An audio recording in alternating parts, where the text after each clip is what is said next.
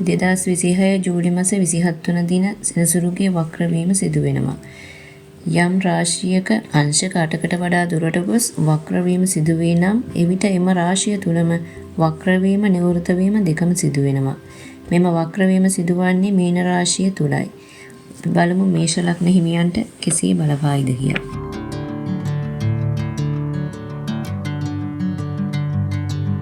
මේෂ ලග්න හිමියන්ගේ සෙනසුරු ගමන් කරන්නේ 12 වන භාවයේ මීන රාශියේ.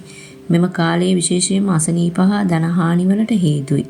සිත් ඇවුල් කරන කියන කටයුතු වලට සෑම පැත්තකින්ම කරදර සහ බාධා ඇති කළ හැකියි. ඇතැම් අයගේ නොමැකෙන තුවාලයක් සාදන්නට ඉඩ තිබෙනවා. නොතේරුම් කමින් වැරදි සිදු කරගන්න පුළුවන් අවස්ථාවක්. ආදර සම්බන්ධතා පවත්වාගෙන යන අයට එම ආදර බන්ධන කැඩී බිඳී යන්න පුළුවන් අවස්ථාවක්. තවද මේ කාලයේ නඩුවකට බැස සිටින කෙනෙකුට නම් නීතියෙන් තමාට අවාසිදායක තත්වයක් උදා වෙන්න පුළුවන්. අසනීප ඇති අයට ඒවා බරපතල අසනීප බවට පත් වෙන්න පුළුවන්. කකුල් සම්බන්ධව ගැටලු සහගත තත්වයන් වලට මුහුණ දීමට සිදු වෙන්න පුළුවන්. දුරුස් වෙන්න මකර හෝ කුම්භ රාශිය වූ අයට සාමාන්‍යයෙන් කරදර ප්‍රශ්න ගැටලු පැමිණියත් මිල මුදල් ලැබීම මතින් තරමක් දුරට යහපත් වෙනවා. නව ආදන බන්ධන ඇති වෙන්න පුළුවන් අවස්ථාවක්. ගමන් බිමන් නිතර ඇති වෙන්න පුළුවන්. වැඩිහිටිය අයගෙන් උදව් උපකාර ලැබෙන්න පුළුවන් අවස්ථාවක්.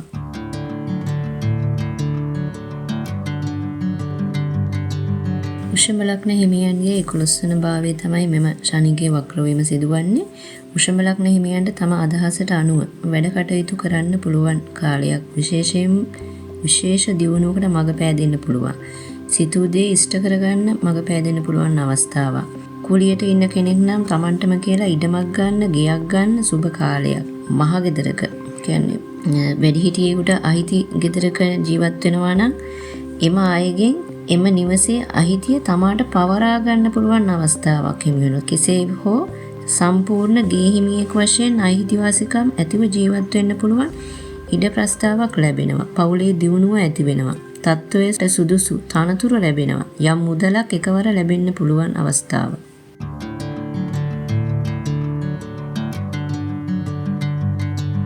මිථුන ලග්න හිමියන්ට මේ කාලය තුල සිත් ඇවුල් ධනහානි ඇති වෙන්න පුළුවන්. තිබුණු තත්ත්වය පහළට වැටෙන්න පුළුවන් අවස්ථාවක්. ඉගෙන ගන්න දුවදරුවන්ට ඉගෙනීමේ කටයුතු අතපසු වෙන්න පුළුවන්. නැතහොත් කැඩී බිඳී යන්න පුළුවන්. නොයෙක් කරදරවල පැටලෙන්න පුළුවන් අවස්ථාවක්. උසස් වීම් වලට බාධා ඇති වෙන්න පුළුවන්. වැඩිහිටියෙකුට නම් තදබල ලෙස මේ අපලය ගෙන දෙන්න පුළුවන්. විශේෂයෙන් සනීට වැටෙන දෘෂ්ටි හා සංයෝග අනුව මෙම තත්ත්වය වෙනස් වෙන්න පුළුවන්.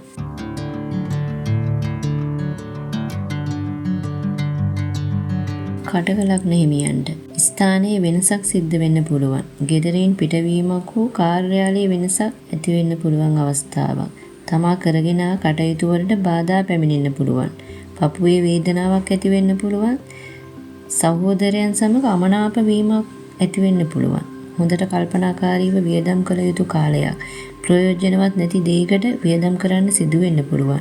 මෙම කාලය ටිකක් කරදර සහිත කාලයක්. ප්‍රවේශමෙන් වැඩ කටයුතු කළ යුතු කාලයක්.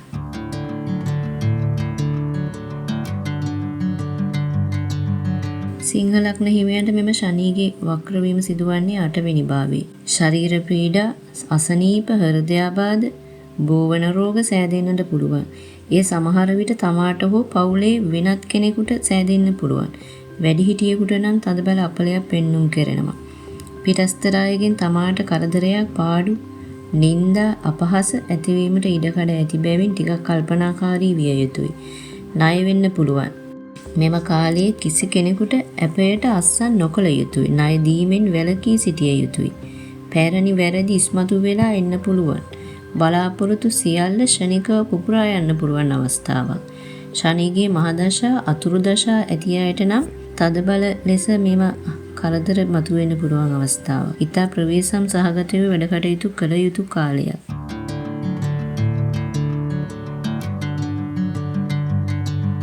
කන්‍යා ලග්න හිමියන්ට නිතර ගමන් බිමන් නැති වෙන්න පුළුවන්. විවාහ වූ අයට නම් මතභේද, රණ්ඩු සරුවල් ගැටලු ඇති වෙන්න පුළුවන්. සැක සහිත ප්‍රශ්න මතුවෙන්න පුළුවන්. වැරද්දක් නොකරපු දෙයකට මුහුණ දෙන්න සිදු වෙන්නත් පුළුවන්.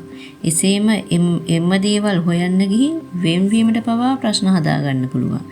විශේෂයෙන්ම මේ කාලේ හිරිවාත අජීර්ණ අසනීප හැදෙන්න පුළුවන්. සිත් කම්පා වීමට කරුණු හැදී දෙනවා.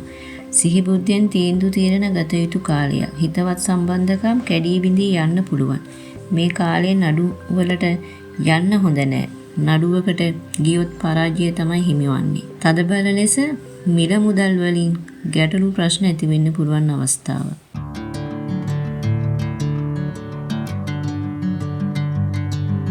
තුලා ලග්න හිමියන්ට තුලා ලග්න හිමියන්ගේ 6 වෙනි භාවයේ ශනිගේ වක්‍රවීම සිදුවන්නේ මෙම කාලේ සිතට සතුට ප්‍රීතිය හේතු ඇති වෙන්න පුළුවන්. ඒ වගේම තෑගි භෝග වස්තු ලැබෙන්න පුළුවන්. සමහර විට නැති වී ගිය වස්තුව පවා ලැබෙන්න පුළුවන්. තමාට ඕන විදිහට තමා කැමති ආකාරයට සියල්ල සිද්ධ කරගන්න පුළුවන් අවස්ථාවක්. නිතර හිතවතුන් සමග ගමන් බිමන් යාමට පහසුකම් සැලසෙනවා. ස්ත්‍රීන්ට පුරුෂයන් සමගත් පුරුෂයන්ට ස්ත්‍රීන් සමගත් හිතවත්කම් ඇති වෙන්න පුළුවන් අවස්ථාවල්. ලෙඩ රෝග තිබුණේ නම් ඒවායෙන් සුවය.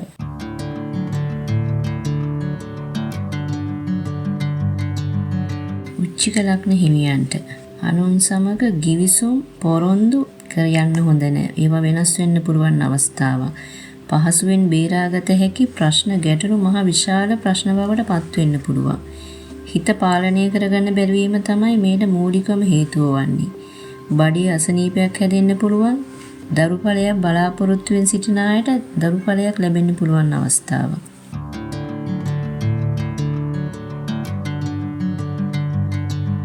ධනු රාශියෙන් උපන් අයට මේ කාලය ටිකක් අපලකාරී කාලයක්. මව් පාර්ශවයේ කෙනෙකුට තදබල අපලකාරී තත්ත්වයක් පෙන්눔 කරනවා. ඇතැම් විට තම බිරිඳට හෝ මව්පියන්ගේ කෙනෙකුට හෝ නෑදෑ කෙනෙක්ට හෝ මෙම අපලය බලපාන්න පුළුවන්. සමහර විට රැකියාවෙන් අස්වීමට හෝ විශ්‍රාම ගැනීමට සිදු වෙන්න පුළුවන්. මේ කාලයේ ස්ථාන මාරු වලට තනතුරු මාරු කර ගැනීමට ගියොත් තමාට අවාසිදායකයි. දීපල වලින් ආදායම ලැබ ඒවායින් ජීවනෝපාය කරගෙන සිටින අයට ඒවාට උරුමකම් කියන්නන් මතුවෙන්න පුළුවන්. වැඩකට තිබූ දක්ෂකම නැති වෙලා යන්න පුළුවන් අවස්ථාවක්.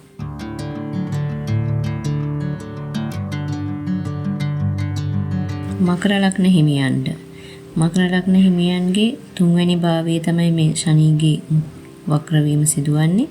වාසනාවන්ත කාලයක් කිව හැකියි.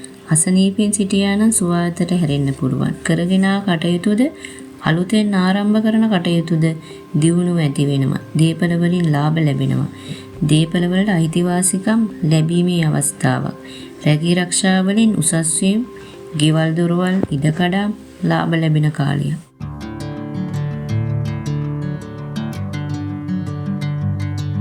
කුම්භ ලග්න හිමියන්ගේ දෙවැනි භාවයේ තමයි මෙම ශනි ග්‍රහයාගේ වක්‍රවීම සිදුවන්නේ. ආදායම් තත්ත්වයේ පහළට ධන හානි වීම අනුන්ගෙන් යැපෙන්න සිදු වෙන්න පුළුවන් අවස්ථාවක්. සමහර විට ලැබෙන්න තියෙන මුදල් නොලැබී යන්න පුළුවන්. ණයක් දුන්නොත් ආයේ ගන්න හම්බෙන්නේ මුදල් රැඳෙන්නේ නැහැ Tamanගේ ළඟ. නින්දාවක්, ආරවුලක්, අපහාසයක් විඳින්න වෙනවා.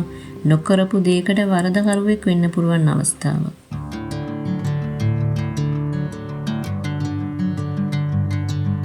මීන ලග්න හිමියන්ට හේරාෂ්ටකයක් එක්ක යන මේ කාලයේ සෙනසුරුගේ වක්‍රවීම ඉතා අශුභදායකයි. නොයෙක් ක්‍රමවලින් විපත්ති අනතුරු ඇති කරන්න පුළුවන්. ඥාතියෙකුට හෝ හිතවතෙකුට සමහර විට පවුලේ කෙනෙකුට මෙම අපලිය ගෙන දෙන්න පුළුවන්. ජලයෙන් ගින්දරින් කරදර ප්‍රශ්න ඇති වෙන්න පුළුවන්. නිතර ඇවිදිලි ඇති වෙන්න පුළුවන්. පාදවල ආබාධයක් ඇති වෙන්න පුළුවන්. මේ කාලයේ ඉතා ප්‍රවේශමින් කටයුතු කර යුතුයි. අමු සැමියන් අතර වාද භේද ඇති වෙන්න පුළුවන්. එම ප්‍රශ්න දුරදිග ගිහින් ඒවා දික්කසාදයෙන් ඉවර වෙන්න පුළුවන් අවස්ථාවක් එන්න පුළුවන්. එම නිසා එම ප්‍රශ්න ගැටලු ඇති වූ විගසම ඒ දේවල් විසඳා ගත යුතුයි. බොහෝ ඉවසිලිවන්තව කටයුතු කර යුතු අවස්ථාවක්.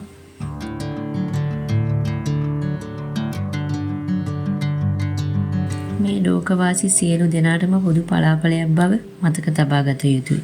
සියලු ලග්න හිමියන්ට තෙරුවන් සරණයි.